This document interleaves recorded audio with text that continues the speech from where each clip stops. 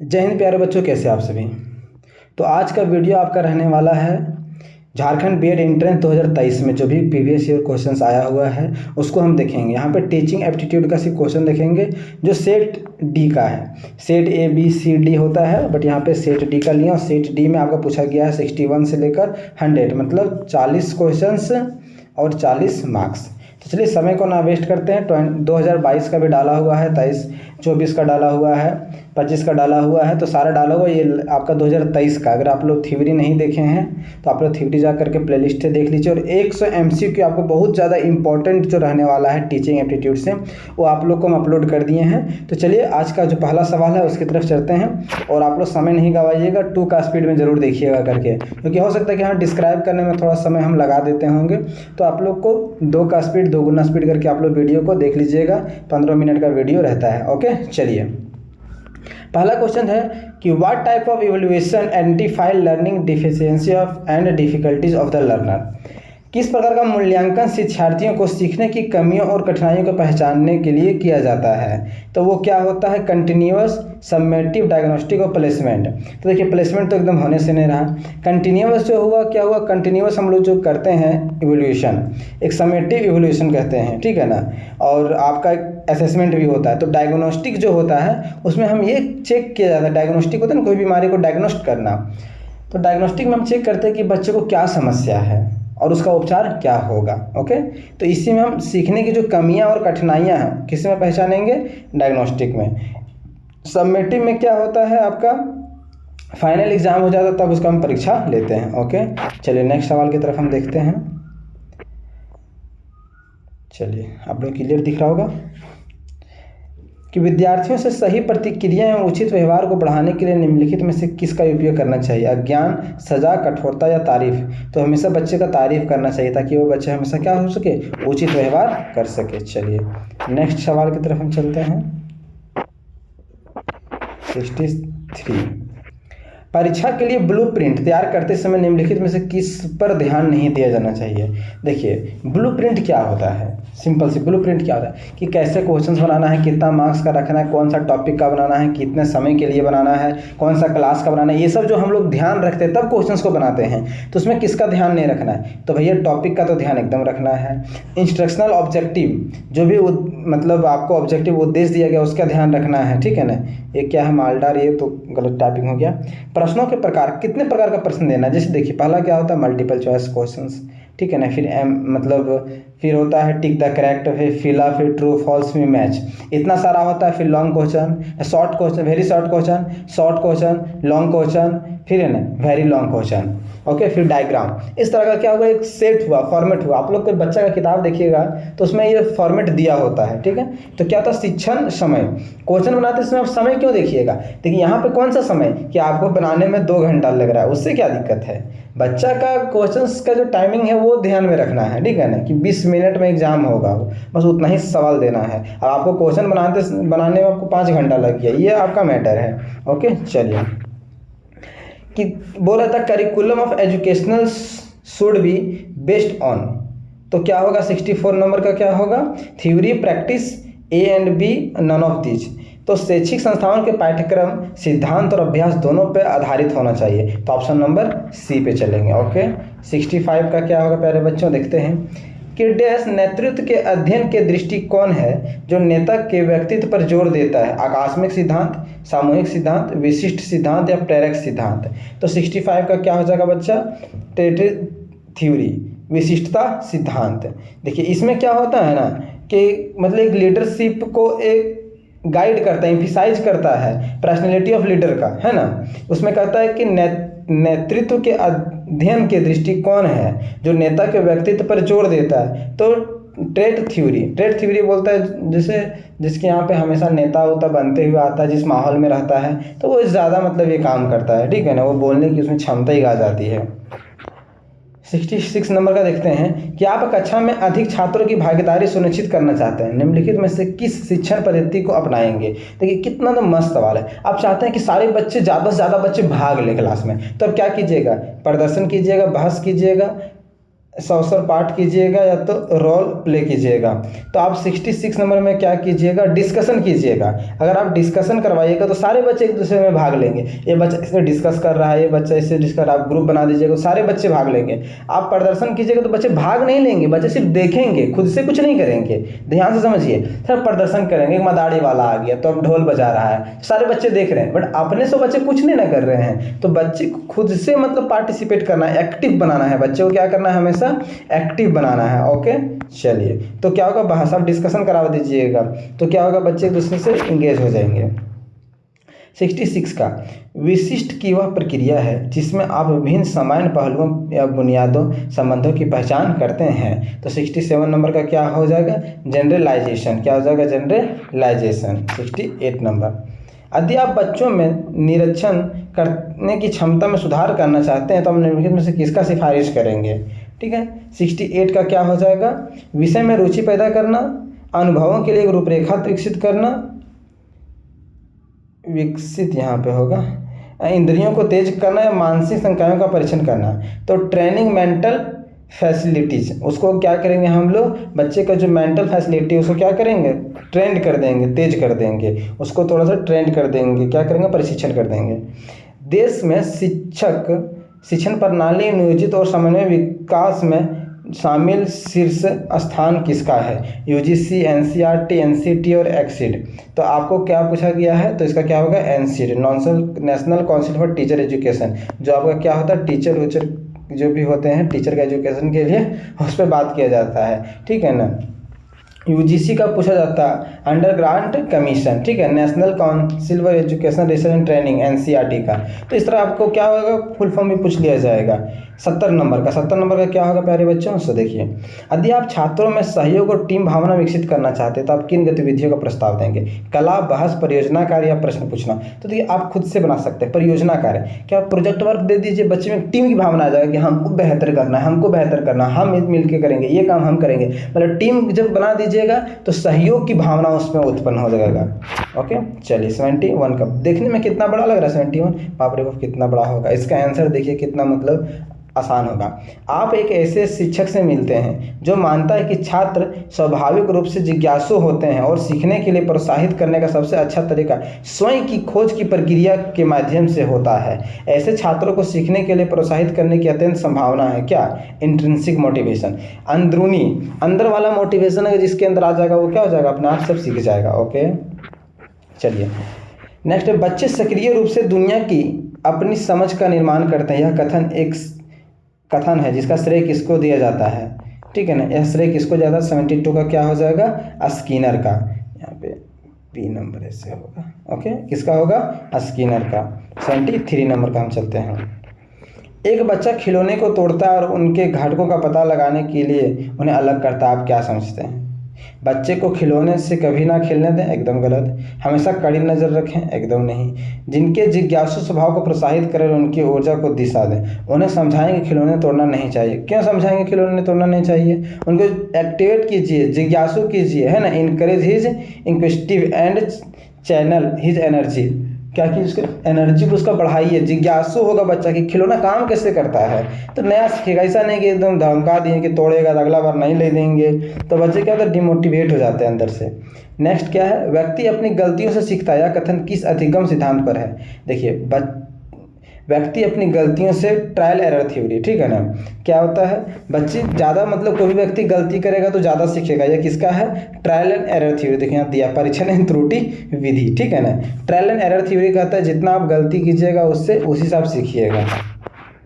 75, निम्नलिखित में से कौन सा शैक्षिक क्षेत्र में निर्माणात्मक मूल्यांकन का उपकरण नहीं है, फॉर्मेटिव असेसमेंट इन स्कोलिस्टिक डोमेन। तो इसमें कौन सा नहीं है, तो 75 का क्या करेंगे, मल्टीपल चॉइस क्वेश्चंस। क्या है, multiple choice questions. Not tool of formative assessment लेना है तो उसमें मल्टीपल चॉइस क्वेश्चन नहीं देना है। ठीक है ना, ये कहना है उसका। आप उसको कन्वर्सेशन से ले सकते हैं, प्रोजेक्ट दे सकते हैं, ओरल क्वेश्चन पूछ सकते हैं। चलिए 77 नंबर, कल्पना कीजिए कि आप ऐसे शैक्षणिक संस्थान में काम करते हैं, मान लीजिए कि कोई ऐसा जगह काम कर रहे हैं जहां लोगों की स्थिति समान है। इस तरह के संदर्भ में संचार की कौन सी विधि सबसे उपयुक्त सामान्य नियोजित होती है? 76 का क्या हो जाएगा? Horizontal communication. जहां पर लोगों की स्थिति समान है, एक समान लोगों से जो डिस्कस होता है उसको हॉरिजेंटल कम्युनिकेशन कहते हैं, याद रखिएगा। अब वर्टिकल जहाँ पे विभिन्न। 77 एक कक्षा में छात्रों को संबोधित करते समय द्वारा ध्यान में रखे जाने वाले महत्वपूर्ण तत्वों की पहचान करें। तो क्या होगा? 77 का क्या हो जाएगा बच्चा? वॉइस मॉड्यूलेशन, आवाज़ का वॉइस मॉड्यूलेशन। देखिए, अगर एक कक्षा में छात्रों को संबोधित आप करते समय आपको सबसे पहले अपने आवाज़ पर मॉड्यूलेशन, वॉइस मॉड्यूलेशन पर ध्यान देना कि आप कैसे बात करें, किस लैंग्वेज का, किस शब्द का इस्तेमाल कर रहे हैं, किस तरह आप टोन से बोल रहे हैं, उसका ध्यान देना है। नेक्स्ट, विद्यार्थियों को अध्ययन के लिए प्रेरित करने के लिए निम्नलिखित में से कौन सी जानकारी महत्वपूर्ण है? सीखने की कला, व्यक्तित्व, सोशल कल्चरल बैकग्राउंड, या तो ऑल ऑफ दीज। तो 78 का कितना क्या हो जाएगा? ऑल ऑफ दीज हो जाएगा। ओके, 77 का आपका बी है। चलिए नेक्स्ट चलते हैं। 79 का क्वेश्चन बहुत मस्त पूछा है कि अच्छे शिक्षण के लिए क्या आवश्यक है? निदान, उपचार, या दिशा, या प्रतिक्रिया। तो 79 का क्या हो जाएगा बच्चों? तो सारा कुछ सही हो जाएगा, ए बी सी डी। तो किसमें दिया? ए नंबर में। ओके, चलिए अब हम चलते हैं 80 नंबर। सबसे अधिक शिक्षक छात्र संचार क्या है? Most often the teacher student communication क्या है? छात्र और बच्चों के बीच में ज़्यादा कम्युनिकेशन क्या है? तो क्रिटिकल थिंकिंग होना चाहिए, गंभीर होना चाहिए, ना कि उपयोगी, टकराव या तो जाली। क्या होना चाहिए? गंभीर होना चाहिए। 80 नंबर का ना उपयोगी, सॉरी गंभीर क्या बोलते हैं, उपयोगी होगा। यूटिलिटेशन होना चाहिए, ठीक है ना, यूटिलिटेशन। इसमें क्या है कि बच्चे और टीचर के बीच में क्या जो भी बातचीत हो वो क्या होना चाहिए? उपयोगी होना चाहिए, गंभीर नहीं होना चाहिए, ठीक है ना। इसमें क्या होगा? गंभीर ना, ऑप्शन नंबर सी। ओके, हम कुछ और ही सोचने लगे इसके बारे में। चलिए 81 का क्वेश्चन चलते हैं कि arrange the flowing teaching process in order. जो हम पढ़ाते हैं उसको क्या करते हैं? सबसे पहले एक ऑर्डर में सजा के देखते हैं। तो देखिए कितना है? वर्तमान ज्ञान को पूर्व ज्ञान से जोड़ना, मूल्यांकन, फिर से पढ़ाना, उद्देश्य का निर्माण करता हो, सामग्री की प्रस्तुति। देखिए 1 2 3 4 5 है, तो 81 नंबर का क्या हो जाएगा? सबसे पहले आप सबसे पहले क्या पढ़ाइएगा उसका उद्देश्य निर्माण कीजिएगा। तो क्या होगा? सबसे पहले उद्देश्य का निर्माण कीजिएगा। अब जब उद्देश्य का आप निर्माण कर लिए हैं तो क्या कीजिएगा? आप वर्तमान जो ज्ञान है उसको पूर्व ज्ञान से जोड़िएगा। जो आपके अभी जो पढ़ाना है उसको जोड़ना है पीछे, उसको जो भी कुछ आता है। जैसे आप पढ़ाने वाले हैं न्यूट्रिशन के बारे में, तो बच्चों आप खाना क्यों खाते हैं सर? तो जिंदा रहने के लिए। खाना खाने से क्या मिलता है? ताकत मिलता है। इस तरह से सवाल को, आपका जो पुराना सवाल है उसको करंट वाला नॉलेज से जोड़ना है। तो 1 नंबर फिर आपका मतलब दूसरा काम करना है। उसके बाद क्या करना है आपको? सामग्रिक प्रस्तुति, जो भी आप सामान लाए हैं कुछ पढ़ाने के लिए, कुछ दिखाने के लिए, उसका प्रस्तुति कीजिए, मतलब 5 नंबर। जब आप 5 नंबर कर लीजिएगा तब आप क्या कीजिएगा? फिर से उसको पढ़ाना स्टार्ट कीजिएगा, ठीक है ना। क्या कीजिएगा? उसको बच्चों मूल्यांकन कीजिएगा, उसका मूल्यांकन कीजिएगा। उसके बाद फिर से आप पढ़ाइएगा, ठीक है ना। क्या कीजिएगा? फिर से उसको पढ़ाइएगा। देखिए 2 नंबर इसलिए मूल्यांकन कीजिएगा कि जो भी आप जानता है उसका मूल्यांकन कीजिएगा। जो भी आप सामग्री की जो प्रस्तुति की हैं, तो सामान दिखाएं, कुछ पढ़ाएं, फिर उसका मूल्यांकन कीजिएगा, सवाल जवाब कीजिएगा, बच्चे कितना सीखे नहीं सीखे। अगर उसमें लगेगा कि नहीं सीखे, फिर से पढ़ाना, तो उसको फिर से पढ़ाइएगा आप, ठीक है। तो लास्ट में क्या होगा? फिर से पढ़ाना। तो ऑप्शन नंबर क्या हो जाएगा? डी हो जाएगा। सबसे पहले क्या करना? उद्देश्य का निर्माण करना है। क्या करना है? उद्देश्य का निर्माण करना है, और लास्ट में फिर से आपको पढ़ाना है। ओके, चलिए मूल्यांकन करने के बाद अगर बच्चे को सब समझ में आ गया तो ठीक है। Dynamic approach to teaching means 82 का क्या होता है? शिक्षण के लिए गतिशील दृष्टिकोण का क्या मतलब होता है? तो 82 का क्या हो जाएगा? छात्रों को गतिविधियों के माध्यम से सीखने की आवश्यकता होनी चाहिए। हाँ, एकदम होनी चाहिए। शिक्षण के विषय स्थिर नहीं बल्कि गतिशील होने चाहिए। एकदम गलत है। 82 का क्या हो जाएगा? हाँ, शिक्षक ऊर्जावान और गतिशील होना चाहिए। नहीं, जरूरी नहीं है, ठीक है ना। डायनामिक अप्रोच के लिए छात्रों की गतिविधियों के माध्यम से सीखना आवश्यकता होनी चाहिए, रिक्वायर्ड। बच्चे एक्टिविटी के माध्यम से सीखे, ना कि टीचर डायनामिक हो, एनर्जेटिक हो, तो उससे क्या होगा? बच्चे के अंदर सीखने के वो अंदर से लालसा है ही नहीं। 83 निम्नलिखित में से कौन सा अनुमानित सहायता से संबंधित नहीं है? तो 83 का क्या हो जाएगा? Option number B black board. चलिए, निम्नलिखित में से किस विधि से विद्यार्थियों का सही मूल्यांकन संभव है? विद्यार्थी का सही मूल्यांकन करना है तो क्या होगा आपको? कंटिन्यूअस इवोल्यूशन, निरंतर सतत है ना, सतत आपको क्या करना है? जांच करना है। ओके, कंटिन्यूअस आपको जांच करना है, कंटिन्यूअस इवोल्यूशन करना है, इसमें तो CC आया है ना, कंप्रेसिव कंटिन्यूअस इवोल्यूशन। चलिए 85 का क्या हो जाएगा बच्चों? एक प्रभावी कक्षा वातावरण का सार है शिक्षण सहायक सामग्री की एक किस्म, एकदम नहीं। छात्र शिक्षक बातचीत, एकदम। पिन ड्रॉप साइलेंस, एकदम नहीं। सख्त अनुशासन, एकदम नहीं। तो 85 का क्या हो जाएगा? B number. 86 का मोटिवेशन क्या है? एक natural state, physical state, psychological state, none of this. तो 86 का क्या हो जाएगा? अगर आप पढ़ें मोटिवेशन चैप्टर तो आप देखे होंगे क्या है मोटिवेशन, एक प्रकार का साइकोलॉजिकल स्टेट है। ओके, 86 हो गया। 87 audio visual aid help to student in classroom, वैसा सामग्री जो ऑडियो विजुअल हो, मतलब ऑडियो भी दिखे और वीडियो भी दिखे, उस स्टूडेंट में क्या होता है? स्लो लर्निंग, धीरे सीखता, एकदम नहीं। Help intelligent student in the class, सिर्फ इंटेलिजेंट बच्चे को मतलब ऐसा होता है क्या? सीखने के लिए मदद करता है। ठीक है, प्ले क्या है? Audio visual aid help. अच्छा, ऑडियो विजुअल किसको मदद करता है, ये सवाल है ना। तो जो बच्चे धीरे धीरे सीखते हैं, 87 में क्या होगा? जो धीरे धीरे सीखते हैं। इंटेलिजेंट बच्चे के लिए नहीं, प्लेफुल एकदम नहीं, क्यूरियस एकदम नहीं। जो बच्चे धीरे धीरे सीखते हैं वो देख देख करके और सुन सुन करके क्या होंगे? सीखेंगे। 87 का ए नंबर। चलते हैं थोड़ा सा 88 का। बुनियादी शिक्षा प्लान इज बेस्ड ऑन, बुनियादी शिक्षा का आधार है वो किसने दिया था? ठीक है ना। 88 का क्या होगा आपका? महात्मा गांधी की योजना थी। नेक्स्ट चलते हैं। शिक्षक प्रभावशीलता को बढ़ाने के लिए शिक्षा में अंतःक्रियात्मक विश्लेषण श्रेणी प्रणाली द्वारा विकसित की गई थी। तो 89 का क्या हो जाएगा? फ्लेंडर द्वारा। देखिए कुछ क्वेश्चंस रिपीटेड है हर साल, इसलिए हम पहले ना 22 का नहीं बताएं, पहले 25 का बताएं, फिर 24 का बताएं, 23 का बताएं, 22 का। इस तरह क्या होगा? आपको पता चलेगा। ठीक है ना, जो आ चुका है अभी क्वेश्चंस। ठीक है, NUEPA इज कंसर्ड विथ, 90 का क्या हो जाएगा? 90 का क्या हो जाएगा आपका? B educational planning. आपको बताए थे NUEPA एजुकेशनल प्लानिंग। ओके, चलिए रिपीटेड है सवाल 2022 में आपका रिपीटेड ये सवाल है, एज इट इज एज सवाल आपका है। आप देख लीजिएगा हर बार रिपीटेड सवाल 5 से 10 सवाल आपको मिलने वाला है। चलिए, छात्रों के बीच नैतिक मूल्यों को प्रभावी ढंग से विकसित किया जा सकता है जब शिक्षक, तो 91 का क्या होगा? स्वयं उनका अभ्यास करता हो, अक्सर मूल्यों की बात करेगा। तो क्या होगा? महान व्यक्ति की कहानी सुनाएंगे, उससे कुछ नहीं होगा, इनमें से कोई नहीं। स्वयं उनका अभ्यास करेगा, तो आप नैतिक मूल्यों को प्रभावी ढंग से विकसित किया जा सकता है छात्रों के बीच में। Verbal guidance is the least effective in the learning of, जो वर्बल गाइडेंस है वो कम इफेक्टिव होता है किस में? स्किल, एटीट्यूड और रिलेशनशिप। स्किल में भाई गाइडेंस, आप वर्बल गाइडेंस दीजिएगा, स्किल में तो उससे क्या होगा? आपको स्किल में तो सिखाना होता है। चलिए, दूरदर्शन,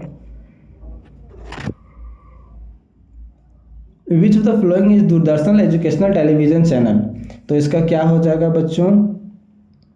93 का ऑप्शन नंबर सी ज्ञान दर्शन 1, यहाँ पे 1 भी आता है। ये सवाल 2025 में रिपीटेड है। ठीक है ना, एकदम रिपीटेड सवाल है ये सब, कुछ रिपीटेड सवाल बार बार आते हैं। 94 नंबर का, for experimentation is the standard procedure to know the truth, dash के लिए प्रयोग सत्य जानने की मात्रक है। तो 94 का क्या हो जाएगा? विज्ञान, विज्ञान जानने के लिए एक्सपेरिमेंट आपको करना होगा। कॉज एंड इफेक्ट रिलेशनशिप और स्टडी बाय डैश, तो 95 का क्या हो जाएगा बच्चों? एक्सपेरिमेंटल। कारण और प्रभाव के संबंध को अगर अध्ययन करना है तो प्रयोगात्मक अध्ययन करना होगा। 96 का क्या है? What is the aim of Aspal committee report? 96 का असपाल कमेटी रिपोर्ट का क्या लक्ष्य था? तो क्या लक्ष्य है उसका 96 का बच्चों? तो सी लर्निंग विदाउट बर्डन, कोई भी चीज़ को बिना बोझ का सीखना। ऐसा नहीं कि बोझ तले आपको दब के एकदम हालत ख़राब हो जाना है। तो 96 का क्या होगा? सी किसका है? असपाल समिति की रिपोर्ट कब हुई थी? 1913 में। ओके, चलिए, the first practical intelligence test was, तो इसका क्या हो जाएगा? 97 के अल्फ्रेड बिनेट द्वारा किया गया था। Insight theory was proposed, insight theory किसने दिया था? तो 98 का क्या हो जाएगा? डी, ठीक है ना, वोल्फगैंग कोल्हर ने दिया था। सीधा कोल्हर आप याद रखिएगा तो हो जाएगा। चलिए 98 हो गया, 99 I don't care attitude of a student demonstrate his, तो 99 में क्या होगा? रेट्रोग्रेशन, रेट्रोपासिगम। 100 सेल्फ एक्चुअलाइजर शेयर सिमिलरिटीज, तो इसका क्या हो जाएगा प्यारे बच्चों? Abraham Maslow. तो इस तरह जो भी कुछ सवाल था इम्पोर्टेंट वो हम करवा दिए हैं आपका, और नेक्स्ट वीडियो में अब आपको मिलेंगे महामैराथन के साथ। हिंदी हो गया, इंग्लिश हो गया, रीजनिंग हो गया, इस तरह का सवाल आपसे हम लेकर के आएंगे। आपका एग्ज़ाम का डेट था वो भी फिलहाल के लिए पोस्टपोन हो गया। नेक्स्ट वीडियो में मिलते, तब तक के लिए जय हिंद जय भारत, तैयारी करते रहिए।